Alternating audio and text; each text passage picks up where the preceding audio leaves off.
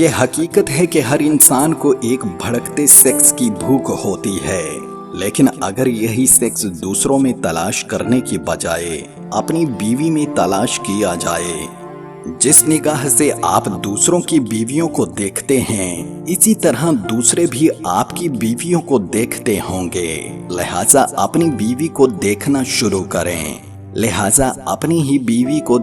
شروع کریں، آپ کو سارا رومانس گھر میں ہی مل جائے گا۔ بات احساس کی ہے، آپ اپنی ہی بیوی کو وہ احساس دیں تو یقین کریں وہ ہر وقت آپ کے لیے نئی نویلی دلہن ہوگی۔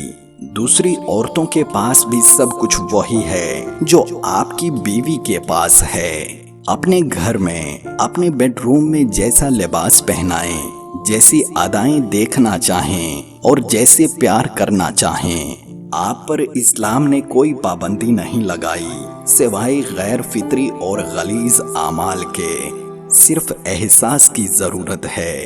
دوستو، یہ وہ آگ ہے کہ اگر ہر روز بھی نئی عورت کے ساتھ وقت گزاریں تو اس کی پیاس ختم نہیں ہوگی۔ اس لیے خود کو سمجھنے کی کوشش کریں، انشاءاللہ آپ خود میں بہت بڑی تبدیلی محسوس کریں گے۔ بس سنجیدگی کے ساتھ سوچیں، ہم کوئی جانور نہیں جو حلال حرام کی تمیز نہیں کر سکتے۔ آج جوانی کے جوش میں اور شہوانی جذبات کی آگ میں ہم اندھے ہو کر اپنی ہی دنیا اور آخرت کے ساتھ مذاق کر رہے ہیں۔